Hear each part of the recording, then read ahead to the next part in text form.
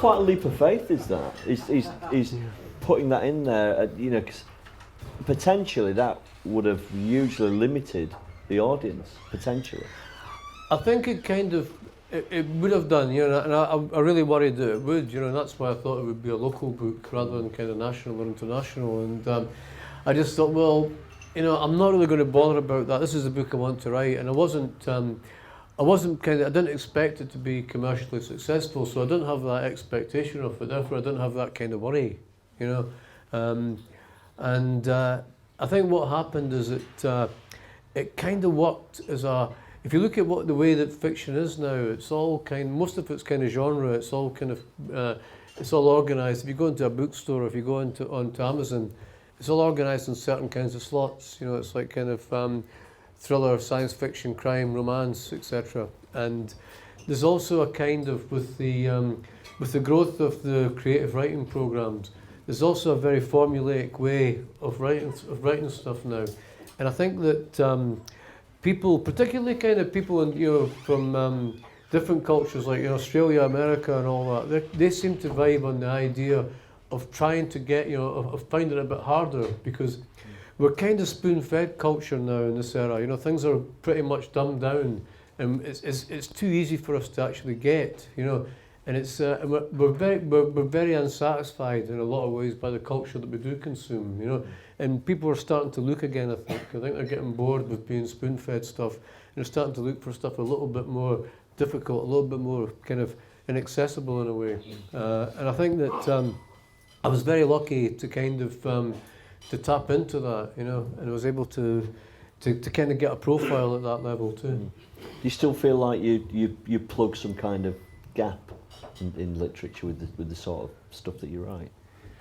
Not really. I mean, I don't really feel sort of conscious of having any kind of place in the whole thing. And I think it's one of the interesting things that I kind of I still find is that which is good in a way for me, because I think it's been very difficult for literature in Britain to try and assimilate what I do. You know, it's very, they can't really, you know, they can't really think, they don't really see it as classic English literature.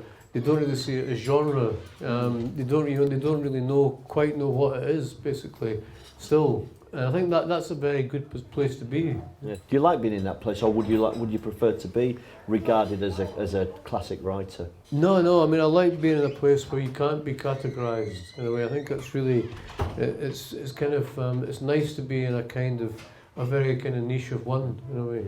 Because you know, I'd argue that actually you are a classic writer. And I know you can't really answer that. Well, no, actually, no, you can answer it. Go on. But you are. I mean, there isn't what you did. There was nobody else doing anything like that. Well, I mean, there's a very kind of weird kind of sensibility that's evolved in English fiction, and it's basically to do with it's to do with class rather than anything else. I mean, if you look at kind of what Shakespeare was and who Shakespeare was, and the kind of stuff that Shakespeare wrote, the issues that he dealt with, the very kind of violent sort of and crazy and out there kind of storytelling that Shakespeare did. I mean, that's the kind, you know, and that's the basis of English literature. But English literature has kind of moved away from that. It's kind of sanitized Shakespeare into this kind of very kind of sort of kind of grandiose and kind of grandiloquent and kind of very very Ponzi kind of way of looking at sort of art and looking at the world. Are you comparing yourself to Shakespeare then? I don't think he's in the same league as me. What's your favourite airport read? I tend to write a lot on planes, so I get the laptop out, so I'm not a big kind of airport reader. Beach reader, I mean, a beach read for me is a kind of a really classically good thriller writer like Stephen King. You can keep the pages turning, you know, and it makes you think a little bit about things, but not to the extent where you kind of have to dash for the thesaurus and all that. What music do you listen to? I'm not really. Well, I mean, music to me is very important in developing the characters in my books. Like, you know, so I kind of I have that when I write my characters, I have this kind of matrix which I've kind of probably bored everybody about this for years, but it's like kind of where they stay, who they lay, and what they play. So it's basically kind of where they live and where they were brought up. You know, their sex life in particular, but also their social life and social networks, and the music that they listen to. And I make up a playlist for each character, and I find that I like to get that kind of thing about a character where you can actually feel like you're in the room with them, and you can feel them kind of breathing, you know, their breath on your neck and all that. And the way I do that, I think, is through music, is through that other kind of that kind of other thing, you know. So it's like if I'm writing Begbie, for example, I just get a pile of Slade and Rod Stewart, you know, and play it as loud as I can and immerse myself in it, and you know. So it's like you know, and if I was doing Sick Boy, I would kind of get lots of Marvin Gaye and sort of Smokey Robinson and all that kind of stuff, you know. So you just do these kind, you just build up these kind of sort of lists for each playlist for each character. But those characters aside, what moves you? What do you like listening to? I mean, I kind of I'm a kind of I do what most people do now. I mean, I go digital and I just listen to anything, and I just kind of, you know, I'm very random about it. But when I find something that I really like, I focus on that, and then I just start to go analog on that and sort of and kind of get a hold of that stuff. What are your top tips this year? Well, I think the Young Fathers album, not just because they're from Edinburgh, but that's one of the best albums I've heard in a long time.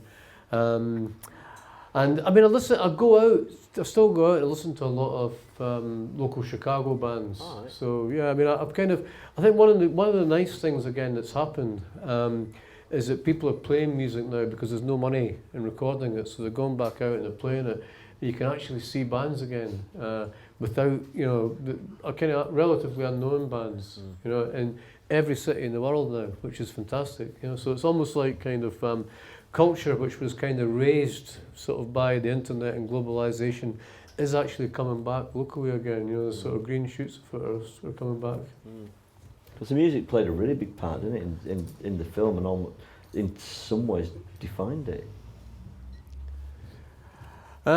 Yeah, I mean, I think that I mean, I couldn't, to be quite frank about it, I mean, I couldn't see I mean, I was into the idea of having, you know, the sort of the kind of housey music stuff, like kind of electronic music stuff, like Underworld and Left Field, to score it, and I was into the obviously into the kind of, you know, the more stuff that was contemporary to the book, like, you know, Iggy and Lou Reed and Bowie and all that. It was Danny that wanted to do the Britpop stuff, and I couldn't really see that kind of working in it, to be honest, but it did. You know, it kind of it worked spectacularly, and it gave it that kind of you know, that kind of modern feel too.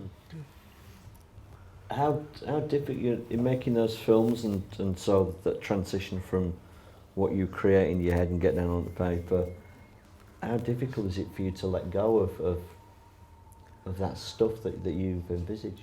I think that, you know, you've got to respect that a film's a different medium from a book. It's it's a different language of storytelling, and you have to kind of you can't see yourself as a curator of the book. You know, you have to let go of the book. And you always have to remember that the book's going to be there. You know, nobody's fucking with the book. They're just creating something different and additional to it. So you have to kind of, and the transformation is the exciting part of it for me. So you have to be able to let go, I think.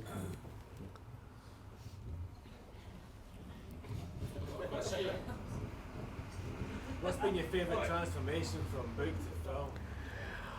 Well, I think that, you know, the transformations, I mean, they're all really interesting. They're all good in their own way, and you know, there's been some kind of. I mean, I think obviously Trainspotting was a great movie. I think Filth was a fantastic movie and a fantastic virtuoso performance by McAvoy, and I think that was in some ways I'd probably say that's my favourite, because I had to step out from the shadow of Trainspotting, and it's very difficult to do that. But and that was just a great film to work on. You know, I was working with so many fantastic people, but none of them were a bad experience. You know, the only kind of mortifying experience I've ever had with filmmaking was when we did the Ecstasy movie. That it was a really good script and a really good cast. We were all geared to shoot, and we lost half the money. So Rob Hayden, the director, had to shoot the movie in Canada and with Canadian actors. And we had the premiere in Glasgow, and I think it was like when they had the guy who was on the customs. Suddenly, you know, and people outside of Scotland wouldn't really get up, but we didn't really sort of notice the difference that much. But about 3 or 4 people had this conversation, and they all sounded like groundskeeper Willie from The Simpsons, like. So it was Canadians. You know, we had to have the Canadians, some of the Canadians, and some of them were very good, but the whole cinema in Glasgow just started pissing themselves as one. You know, and I thought, this movie might not last its intended 7-week multiplex run, you know. So we hung in there for about 2 or 3 weeks, I think, and then we were kind of off. Oh, do you want to make a film about the Donnellys, man? Is this Dean kind of? Dean We got the monkey standing in front of the organ grinder there, like. You know? The accent. I saw you on telly fairly recently, bigging up the Yes Vote. Are Scotland, are they going to go independent? Do you think it's going to happen?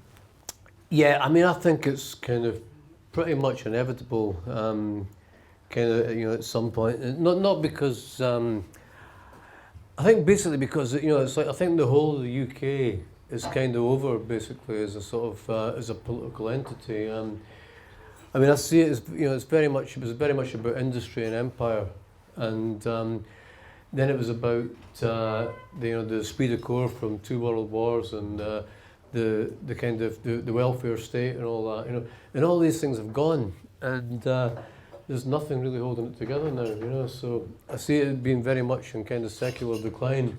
And I think what's going on in Scotland is just one of the responses, you know, across these islands to, you know, a kind of an ongoing kind of phenomenon, you know, sort of an ongoing kind of you know, phenomenon of deindustrialization, which has kind of completely changed the country. You know, it's like we've always had a unitary system of government where everything's based around London and the southeast, so all the resources get sucked in there. And to some extent, it didn't really matter after the post-war because all the industry was based up here, basically. But now there's no industry. You've got this kind of chronic kind of economic and political imbalance, and it's not really going to right itself. So I think you're going to see more. You're going to see more dissent with that kind of with that system, and it is. I mean, the UK. When you look at the UK was set up basically as a sort of. It's very much a rich man's club, and you know, Westminster's kind of.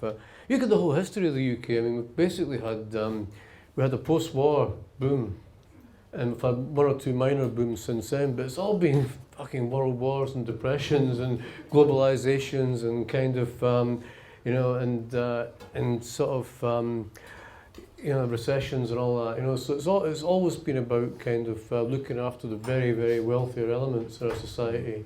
And now it's got so chronic that I just don't think it can be sustained anymore.